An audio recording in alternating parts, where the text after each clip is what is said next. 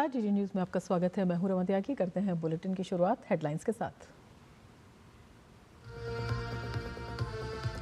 प्रधानमंत्री ने आज मन की बात में डिजिटल सुरक्षा के 3 चरण का जिक्र करते हुए लोगों से इसे अपनाने की अपील। साइबर फ्रॉड से बचने के लिए सामूहिक मुहिम की जरूरत पर दिया जोर।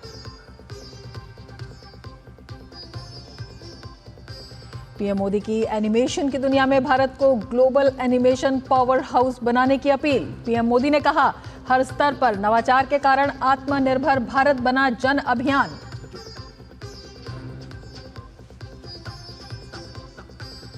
गृह मंत्री अमित शाह का आज पश्चिम बंगाल का दौरा। लैंडपोर्ट पेट्रोपोल में यात्री टर्मिनल भवन और मैत्री द्वार का किया उद्घाटन।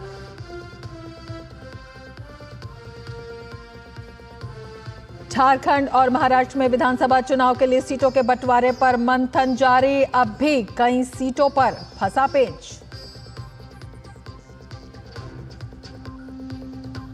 और राजधानी दिल्ली की हवा होती जा रही है दमघोंटू। AQI फिर 400 पार। कहीं गंभीर तो कहीं बहुत खराब हवा में सांस लेने के लिए मजबूर दिल्ली वाले। और अब समाचार विस्तार से। सरकार देश की 2 विभूतियों बिरसा मुंडा और सरदार पटेल की 150वीं जन्म जयंती वर्ष मनाएगी।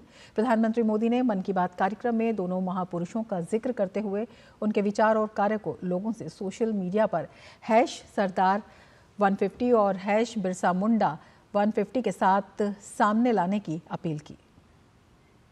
देश को एकता के सूत्र में पिरोने वाले सरदार पटेल और भगवान बिरसा मुंडा की देश इस साल 150वीं जन्म जयंती मनाएगा। इस साल 31 अक्टूबर से सरदार पटेल की जन्म जयंती वर्ष की शुरुआत होगी। सरकार ने 2 साल तक सरदार पटेल की जन्म जयंती वर्ष मनाने की घोषणा की है। वहीं इसके एक पखवाड़े के बाद 15 नवंबर से बिरसा मुंडा की 150वीं जन्म जयंती वर्ष मनाया जाएगा। झारखंड के ओलिहातू में जन्मे जनजाति के नायक बिरसा मुंडा ने अंग्रेजों के खिलाफ विद्रोह का बिगुल फूंका था। वहीं स्वतंत्रता के बाद सरदार पटेल ने देश के पहले उप प्रधानमंत्री और पहले गृह मंत्री के तौर पर 600 देसी रियासतों का भारत में विलय कराया था। इनके योगदान को देखते हुए दोनों महान विभूतियों की 150वीं जन्म जयंती वर्ष को मनाया जाएगा। 31 अक्टूबर से सरदार पटेल का 150वीं जन्म जयंती का वर्ष शुरू होगा। इसके बाद 15 नवंबर से भगवान बिरसा मुंडा का 150वां जन्म जयंती वर्ष शुरू होगा। इन दोनों महापुरुष ने अलग अलग चुनौतियां देखी, लेकिन दोनों का विजन एक था, देश की एकता। प्रधानमंत्री मोदी ने मन की बात कार्यक्रम के जरिए दोनों महापुरुषों की जन्म जयंती के अभियान का हिस्सा बनने का आग्रह किया। उन्होंने आम जनता से सरदार पटेल के विचार और कार्य के साथ साथ बिरसा मुंडा की प्रेरणाओं को सोशल मीडिया पर साझा करने की अपील की। मैं आप सभी से आग्रह करूंगा कि आप इस अभियान का हिस्सा बने। लौह पुरुष सरदार पटेल से जुड़े अपने विचार और कार्य #सरदार 150 के साथ साझा करें और धरती आबा बिरसा मुंडा की प्रेरणाओं को #बिरसा मुंडा 150 के साथ दुनिया के सामने लाए। महात्मा गांधी और स्वामी विवेकानंद की 150वीं जन्म जयंती वर्ष से देश की जनता और नई पीढ़ी को दोनों महापुरुषों के बारे में एक बार फिर से काफी कुछ जानने और सीखने का मौका मिला था। इसी तरह बिरसा मुंडा और सरदार पटेल की जन्म जयंती वर्ष से इन दोनों विभूतियों के बारे में जानने का और मौका मिलेगा। साथ ही प्रधानमंत्री ने जानकारी दी कि इस साल सरदार पटेल की जयंती यानी 31 अक्टूबर को दीपावली होने के कारण 29 अक्टूबर यानी मंगलवार को रन फॉर यूनिटी का आयोजन किया जाएगा। पीएम मोदी ने सभी देशवासियों से इस दौड़ में हिस्सा लेकर एकता के मंत्र के साथ फिटनेस का मंत्र फैलाने की अपील की। Bureau report, DD news. देश एनिमेशन की दुनिया में काफ़ी तेज़ी से कदम बढ़ा रहा है। प्रधानमंत्री नरेंद्र मोदी ने मन की बात में आने वाले समय में युवाओं से भारत को ग्लोबल एनिमेशन पावर हाउस बनाने की अपील की। साथ ही प्रधानमंत्री ने आत्मनिर्भरता का जिक्र करते हुए देश को नवाचार के क्षेत्र में ग्लोबल पावर हाउस बनाने का भी आग्रह किया। देश हर क्षेत्र में आत्मनिर्भर बनने की दिशा में काफी तेजी से कदम बढ़ा रहा है। आत्मनिर्भर भारत के नए नारे के साथ नया भारत हर एक चुनौतियों का काफी मजबूती के साथ सामना कर रहा है। अब देश का नागरिक हर एक चुनौती को अवसर के रूप में देख रहा है और नवाचार कर नए मुकाम हासिल कर रहा है। एनिमेशन का क्षेत्र भी एक ऐसा ही क्षेत्र है जहां नई तकनीक के जरिए देश काफी तेज गति से आगे बढ़ रहा है। प्रधानमंत्री नरेंद्र मोदी ने मन की बात कार्यक्रम की 115वीं कड़ी में भारत को ग्लोबल एनिमेशन पावर हाउस बनाने की अपील की। आज हमारे युवा ओरिजिनल इंडियन कंटेंट, जिसमें हमारी संस्कृति की झलक होती है, वो तैयार कर रहे हैं। इन्हें दुनिया भर में देखा जा रहा है। एनिमेशन सेक्टर आज एक ऐसी इंडस्ट्री का रूप ले चुका है कि जो दूसरी इंडस्ट्रीज को ताकत दे रहा है। जैसे इन दिनों वीआर टूरिज्म बहुत फेमस हो रहा है। इसलिए मैं भारत के युवाओं से कहूंगा, अपनी क्रिएटिविटी को विस्तार दे। क्या पता दुनिया का अगला सुपरहिट एनिमेशन आपके कंप्यूटर से निकले। इसी 28 अक्टूबर को यानी कल वर्ल्ड एनिमेशन डे भी मनाया जाएगा। आइए हम भारत को ग्लोबल एनिमेशन पावर हाउस बनाने का संकल्प लें। पीएम ने कहा कि आत्मनिर्भरता हमारी केवल नीति ही नहीं है, ये हमारे जज्बे को दिखाता है। आत्मनिर्भर हो रहा भारत हर सेक्टर में कमाल कर रहा है। आप सोचिए, एक जमाने में मोबाइल फोन इंपोर्ट करने वाला भारत आज दुनिया का दूसरा सबसे बड़ा मैन्युफैक्चरर बन गया है।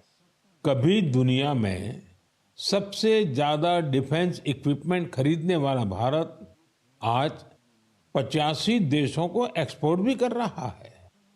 स्पेस टेक्नोलॉजी में भारत आज चंद्रमा के साउथ पोल पर पहुंचने वाला पहला देश बना है। और एक बात तो मुझे सबसे ज्यादा अच्छी लगती है, वो ये है कि आत्मनिर्भरता का ये अभियान अब सिर्फ सरकारी अभियान नहीं है। अब आत्मनिर्भर भारत अभियान एक जन अभियान बन रहा है। हर क्षेत्र में उपलब्धियां हासिल कर रहे हैं। देश में आज हर गली मोहल्ले से नवाचार की नई तस्वीरें सामने आ रही हैं। प्रधानमंत्री मोदी ने इनोवेशन के क्षेत्र में आत्मनिर्भरता की ओर बढ़ रहे भारत के कदम को लेकर युवाओं से सोशल मीडिया पर #आत्मनिर्भर इनोवेशन के साथ अपने पोस्ट साझा करने को कहा। साथ ही देशवासियों से आत्मनिर्भर भारत को एक उत्सव के रूप में मनाने की अपील की। Bureau report, DD news. देश में आजकल आम जनता साइबर फ्रॉड का आसानी से शिकार हो रही है। यहाँ तक कि पढ़े लिखे लोग भी डिजिटल अरेस्ट यानी इसी तरह के अन्य साइबर अपराध के चंगुल में फंस जाते हैं। मन की बात कार्यक्रम में प्रधानमंत्री नरेंद्र मोदी ने डिजिटल सुरक्षा के 3 चरण का जिक्र करते हुए इसे अपनाने की अपील की। साथ ही साइबर अपराधों से बचने और लोगों में जागरूकता फैलाने के लिए safe digital India #safe digital India का प्रयोग करने को कहा। देश में संचार क्रांति और नई प्रौद्योगिकियों ने जहां जीवन को आसान करने का काम किया है, वहीं इससे नई चुनौतियां भी हमारे सामने आ रही हैं। साइबर अपराध के नए नए रूप सामने आ रहे हैं। आजकल लोग डिजिटल अरेस्ट का आसानी से शिकार हो जा रहे हैं।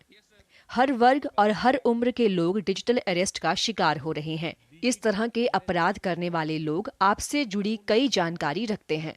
प्रधानमंत्री नरेंद्र मोदी ने मन की बात कार्यक्रम में लोगों से इस तरह के अपराध से बचने के लिए डिजिटल सुरक्षा के 3 चरणों का जिक्र किया। पहले चरण में मैंने कहा रुको, दूसरे चरण में मैंने कहा सोचो, और तीसरा चरण कहता हूं एक्शन लो। राष्ट्रीय साइबर हेल्पलाइन 1930 डायल करें, cybercrime.gov.in पर रिपोर्ट करें, परिवार और पुलिस को सूचित करें, सबूत सुरक्षित रखें। रुको, बाद में सोचो और फिर एक्शन लो। ये 3 चरण आपकी डिजिटल सुरक्षा का रक्षक बनेंगे। प्रधानमंत्री मोदी ने कहा कि इस तरह के साइबर अपराधों से बचने के लिए केंद्र और राज्य सरकारें मिलकर काम कर रही हैं। डिजिटल अरेस्ट के नाम पर जो फरेब चल रहा है, उससे निपटने के लिए तमाम जांच एजेंसियां राज्य सरकारों के साथ मिलकर काम कर रही है। इन एजेंसियों में तालमेल बनाने के लिए नेशनल साइबर कोऑर्डिनेशन सेंटर की स्थापना की गई है। डिजिटल अरेस्ट के नाम पर हो रहे स्कैम से बचने के लिए बहुत जरूरी है हर किसी की जागरूकता। आप जागरूकता के लिए #SafeDigitalIndia का प्रयोग कर सकते हैं। प्रधानमंत्री मोदी ने स्कूल और कॉलेज के प्रबंधन से छात्रों को इस मुहिम में जोड़ने को कहा। साथ ही सोशल मीडिया के जरिए इससे संबंधित जानकारी साझा करते हुए जनता को जागरूक करने की अपील की। उन्होंने समाज के सभी तबकों से साइबर फ्रॉड से बचने की मुहिम में जुटने की अपील की। Bureau report, DD news. Bharat अपनी सांस्कृतिक विविधता के लिए पूरी दुनिया में जाना जाता है। दुनिया के कई देशों में भारतीय संस्कृति की धूम है और कई लोग भारत के त्योहार, भाषा, साहित्य, नृत्य, संगीत, कला कौशल और अन्य कई चीज़ों से काफ़ी प्रभावित हैं और इसे सीखते हैं या सीखने की कोशिश करते हैं। प्रधानमंत्री नरेंद्र मोदी ने मन की बात में कुछ उदाहरणों का जिक्र करते हुए सभी लोगों से भारत की सांस्कृतिक पहलों के बारे में #कल्चरल ब्रिजेस के साथ सोशल मीडिया पर पोस्ट साझा करने की अपील की। कुछ हफ्ते पहले मैं लाओस भी गया था। वो नवरात्रि का समय था और वहां मैंने कुछ अद्भुत देखा। स्थानीय कलाकार फलक फलम प्रस्तुत कर रहे थे, लाओस की रामायण। इसी तरह कुवैत में श्री अब्दुल्ला अल बारून ने रामायण और महाभारत का अरबी में अनुवाद किया है। पेरू से एक और प्रेरक उदाहरण है एर्लिंदा गार्सिया। वहां के युवाओं को भारतनाट्यम सिखा रही है और मारिया वाल्देस ओडिसी नृत्य का प्रशिक्षण दे रही है।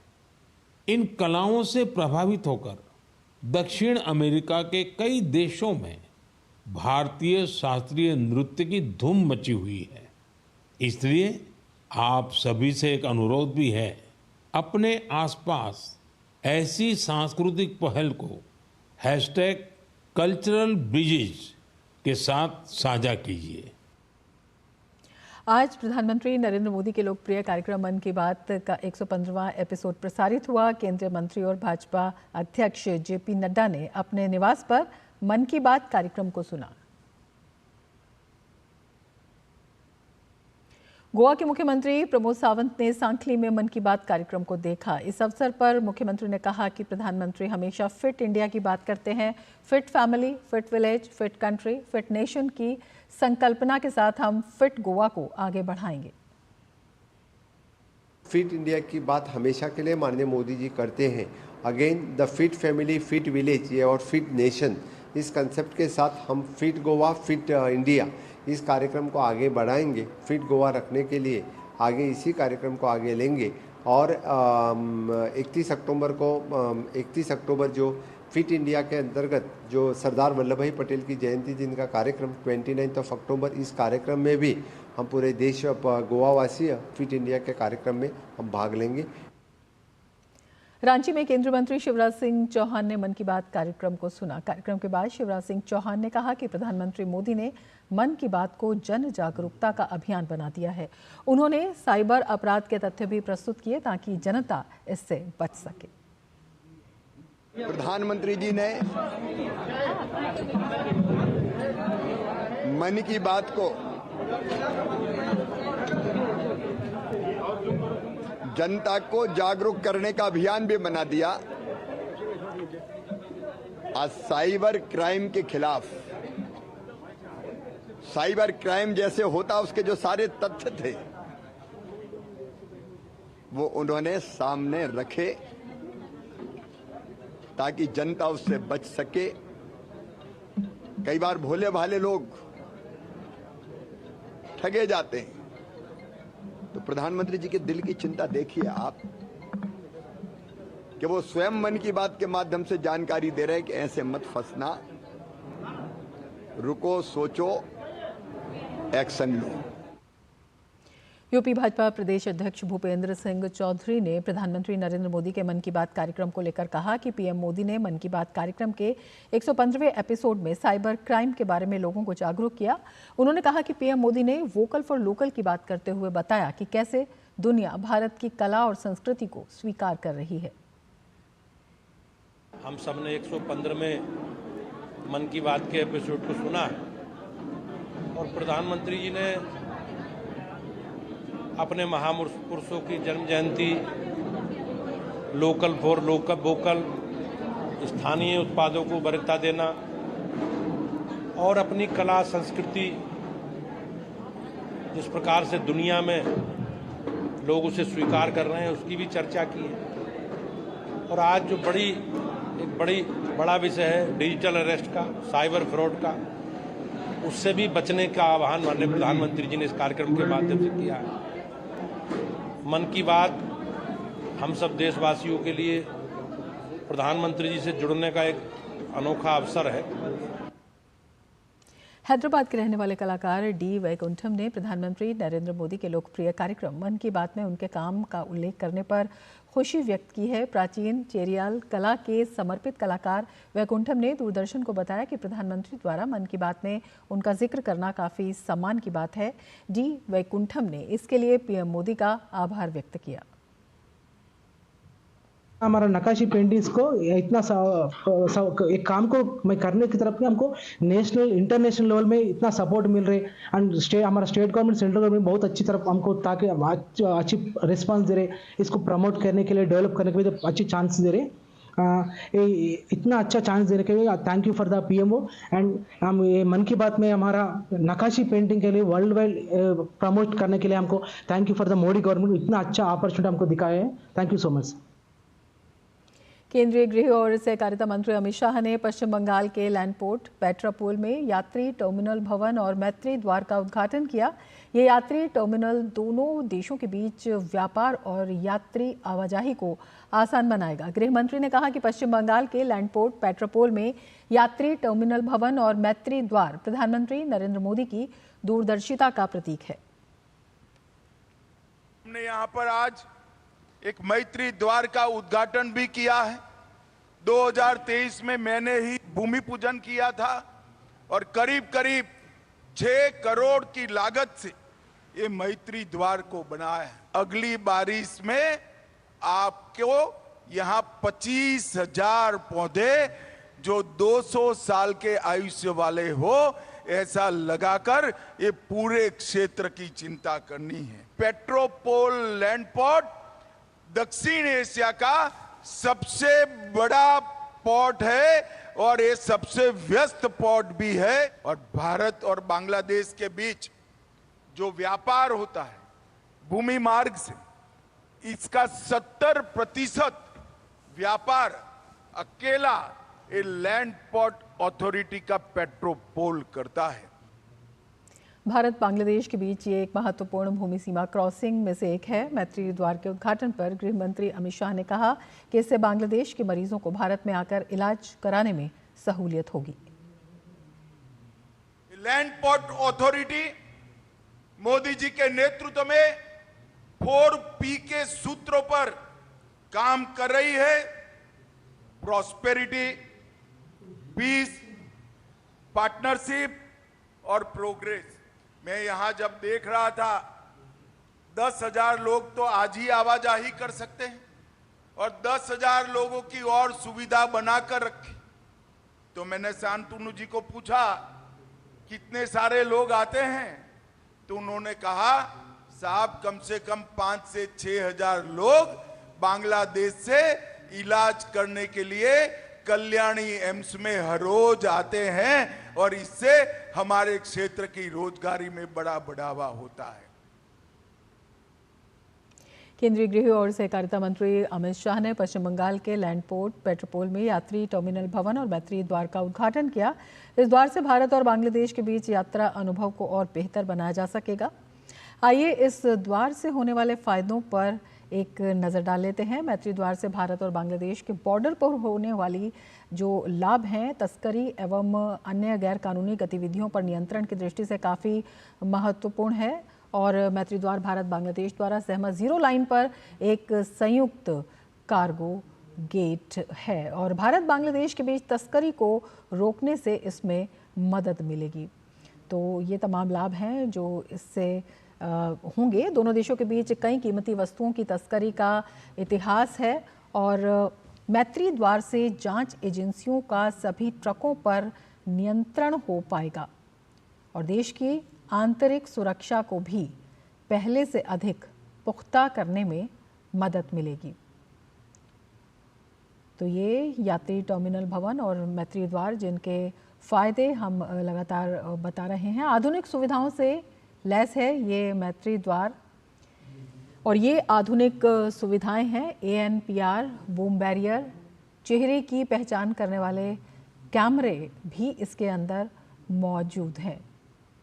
तो तमाम दृष्टिकोण से काफ़ी महत्वपूर्ण है। ANPR तकनीक लाइसेंस प्लेटों को पढ़ने के लिए कैमरों और सॉफ्टवेयर का उपयोग करती है। इसके साथ ही गुजरते वाहनों की छवियों से लाइसेंस प्लेट नंबर निकालने के लिए इमेज प्रोसेसिंग और ऑप्टिकल कैरेक्टर रिकॉग्निशन का उपयोग गुजरने वाले वाहन पंजीकृत हैं या नहीं, पुलिस एवं अन्य प्रवर्तन एजेंसियों को भी इससे मदद मिलेगी। और इसके साथ ही वाहन मालिकों और आगंतुकों की पहचान इससे आसान हो जाएगी। तो कई मायनों में ये अपने आप में काफ़ी अहम है, काफ़ी महत्वपूर्ण है और इससे यातायात उल्लंघनों की पहचान करने में भी मदद मिलेगी। तो तमाम अत्याधुनिक उपकरण हैं जिनकी सहायता से इसे देखा जा रहा है और साथ ही दोनों देशों के बीच होने वाले ट्रकों की आवाजाही पर भी सटीक नज़र इससे बनाए रखी जा सकेगी। अनधिकृत वाहनों के प्रवेश को रोकने में भी इससे आसानी होगी। तो ये तमाम बिंदु हैं जिसके लिए काफ़ी ये महत्वपूर्ण है। गेट पर बैरियर से वाहनों के प्रवाह को भी नियंत्रित किया जा सकेगा। तो अपने आप में देखा जा सकता है कि काफ़ी महत्वपूर्ण ये साबित होने वाला है। ग्रामीण विकास मंत्रालय और राष्ट्रीय ग्रामीण विकास एवं पंचायती राज संस्थान द्वारा हरियाणा सरकार के सहयोग से गुरुग्राम में सरस आजीविका मेला का आयोजन किया जा रहा है। इस मेले में मध्य अफ्रीका के 10 और पश्चिम अफ्रीका के 31 पत्रकारों ने हिस्सा लिया। उन्होंने मेले में हिस्सा ले रहे लखपति दीदियों की उद्यमशीलता और दृढ़ संकल्प से प्रेरित होकर अपने विचार साझा किए।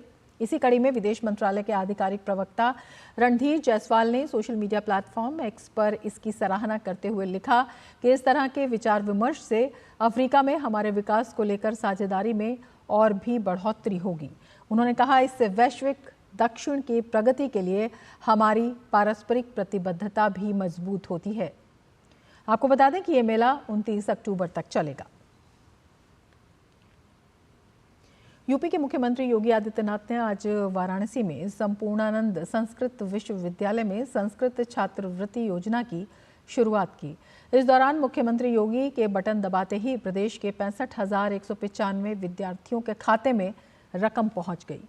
ये पहला मौका है जब प्रथमा से लेकर आचार्य तक के विद्यार्थियों को एक साथ छात्रवृत्ति दी गई। इस मौके पर योगी आदित्यनाथ ने कहा कि जो भी सर्वांगीण विकास का पक्षधर है वो संस्कृत का हिमायती है। इसकी महत्ता आधुनिक तकनीक ने भी स्वीकार की है। दुनिया का हर वो व्यक्ति जो मानवता का पक्षधर है, जो वास्तव में सर्वांगीण विकास का पक्षधर है, वह संस्कृत का हिमायती है। आज की जो आधुनिक तकनीक आई है, इस तकनीक ने भी स्वीकार किया है कि चाहे वह कंप्यूटर साइंस हो, चाहे वह आर्टिफिशियल इंटेलिजेंस हो, ये सब इस बात को स्वीकार करते हैं कि इसके सबसे सहज और सरल माध्यम कोई एक भाषा बन सकती है तो वह संस्कृत बन सकती है। इसके लिए आप सबको अपने आप को तैयार करना होगा। महाराष्ट्र में नामांकन के लिए अब 3 दिन ही बचे हैं। ऐसे में सभी दलों के प्रत्याशी नामांकन कर रहे हैं, लेकिन महाविकास अघाड़ी और महायुति दोनों गठबंधन में कुछ सीटों पर अब भी पेंच फंसा है। अब तक महाविकास अघाड़ी ने 237 उम्मीदवारों के नामों की घोषणा की है, जिससे कांग्रेस ने 87, एनसीपी शरद गुट ने 67 और शिवसेना उद्धव गुट ने 83 उम्मीदवारों के नाम घोषित किए हैं। वहीं महायुति ने अब तक केवल 212 उम्मीदवारों के नामों की घोषणा की है, जिसमें भाजपा ने 121, शिवसेना शिंदे गुट ने 46 और एनसीपी अजीत गुट ने 45 उम्मीदवारों के नामों की घोषणा की है। उत्तर प्रदेश के प्रयागराज में महाकुंभ 2025 की तैयारियां जोरों पर हैं। इसी क्रम में रेलवे बोर्ड अध्यक्ष एवं मुख्य कार्यकारी अधिकारी सतीश कुमार ने महाकुंभ 2025 के मद्देनजर प्रयागराज और उससे जुड़े विभिन्न रेलवे स्टेशनों का शनिवार को निरीक्षण किया। इस दौरान इन सभी स्टेशनों पर यात्रियों के लिए सुरक्षा और सुविधाओं का इंतजाम, वैकल्पिक योजनाओं एवं निर्माणाधीन कार्यों का जायजा लिया और आवश्यक दिशा निर्देश दिए। गौरतलब है कि कुंभ मेला 2025 के श्रद्धालु प्रयागराज के सभी 9 रेलवे स्टेशन पर आवाजाही करेंगे। मैं आज यहाँ सवेरे 8 बजे से हम लोग इंस्पेक्शन कर रहे हैं प्रयाग, फाफा मऊ और विभिन्न जो लेवल क्रॉसिंग्स हैं, आरओबीज हैं, आरयूबीज हैं, फिर रामबाग, झूसी, नैनी, चौकी और प्रयागराज का भी मैं अभी निरीक्षण कर रहा हूँ। तो बहुत अच्छी तैयारी है और सब लोग अपने समय के मुताबिक काम कर रहे हैं। काम बहुत चैलेंजिंग था, पर सभी लोगों ने इस कार्य को काफ़ी दिनों से शुरू करके रखा था, तो आज बहुत बेहतर स्थिति में है। तो हम लोगों का टारगेट ये है कि हम लोग 30 नवंबर तक सारे कार्यों को ढूंढते ख़त्म कर लें। कई जगह पे कार्य ख़त्म हो चुके हैं, कई जगह पे थोड़े बहुत चीज़ें बची हैं, तो उसी का मुआयना करने के लिए मैं आज आया था। और समाज को जागरूक करने के लिए दिल्ली के विजय चौक से इंडिया गेट तक वॉक फॉर डिस्लेक्सिया का आयोजन किया गया। इस वॉक को दिव्यांगजन सशक्तिकरण विभाग के सचिव राजेश अग्रवाल ने झंडी दिखाकर रवाना किया, जो विजय चौक से शुरू होकर इंडिया गेट पर समाप्त हुई। समाज को जागरूक करने के उद्देश्य से अक्टूबर माह को डिस्लेक्सिया जागरूकता माह के रूप में मनाया जाता है। इसी कड़ी में दिल्ली में भी विजय चौक से शुरू होकर ये वॉक कर्तव्य पथ होते हुए इंडिया गेट पर समाप्त हुई। वॉक को दिव्यांगजन सशक्तिकरण विभाग के सचिव राजेश अग्रवाल ने झंडी दिखाकर रवाना किया। वॉक फॉर डिस्लेक्सिया में सामाजिक कार्यकर्ता, डिस्लेक्सिया प्रभावित बच्चों के माता पिता, स्टूडेंट्स, टीचर्स और यूनेस्को प्रतिनिधियों ने भाग लिया। एक अनुमान के मुताबिक डिस्लेक्सिया से देश के 20% लोग और 35 मिलियन स्कूली बच्चे प्रभावित हैं। इसी कड़ी में चेंजिंग फाउंडेशन, सोच ऑर्किड्स और यूनेस्को MGEIP द्वारा मिलकर देश भर में ब्लॉक लेवल से लेकर स्कूलों में वॉक फॉर डिस्लेक्सिया का आयोजन किया जा रहा है। दिव्यांगजन सशक्तिकरण विभाग के सचिव राजेश अग्रवाल ने कहा कि जितनी जल्दी बच्चों को आइडेंटिफाई करेंगे, उतनी जल्दी इसका निदान संभव होगा। लिहाजा इस तरह के आयोजन समाज को जागरूक करने के लिए बेहद आवश्यक हैं। सोसाइटी में थोड़ा एटीट्यूड्स चेंज हो रहे हैं चिल्ड्रन विद स्पेशल नीड्स के प्रति। लोग काफ़ी एम्पैथेटिक हैं, एजुकेशन पे ध्यान दिया जा रहा है, बाकी एक्टिविटीज़ पे। तो इसलिए बहुत ज़रूरी है कि समाज के सभी अंग हम इन कॉजेज़ को सपोर्ट करें, ऐसे बच्चों को सपोर्ट करें, ऐसे पेरेंट्स के साथ मिलकर चलें। तो इस तरह के इवेंट से बहुत फ़ायदा होता है, नेटवर्किंग इम्पैक्ट आता है, बच्चे एक दूसरे से मिलते हैं, बाकियों से मिलते हैं। एक बहुत साल पहले मूवी आई थी तारे ज़मीं पे, उस पर थोड़े दिनों तक असर आता है ऐसी मूवीज़ का, बट इस तरह के इवेंट लगातार होते रहने चाहिए। वॉक फॉर डिस्लेक्सिया का उद्देश्य समाज से स्टिग्मा को दूर करना और उन बच्चों को सकारात्मक व सामान्य माहौल प्रदान करना है जिनमें डिस्लेक्सिया के लक्षण होते हैं, क्योंकि समाज के ये वही तारे हैं जो दुनिया बदलने का मादा रखते हैं। जरूरत है सिर्फ उनकी ताकत को पहचानने की। डीडी न्यूज़ के लिए संध्या शर्मा की रिपोर्ट। इसके साथ ही इस बुलेटिन में फिलहाल इतना ही। नमस्कार।